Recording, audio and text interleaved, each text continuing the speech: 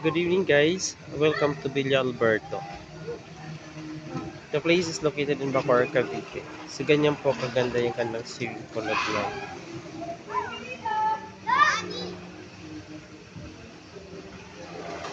Yan siya, guys. Meron siyang slide, guys, dito sa area na yan. Yan yung slide. So, if you could see, nag-change yung mga ilaw nila, guys. Kaya maganda yung reflection. Ito, guys, yung sa kids. This is for the kids. Ang entrance fee po is 200 pesos lang. So, very cheap naman siya. Affordable. Then you can do the cooking. Pwede ka mag-ihaw.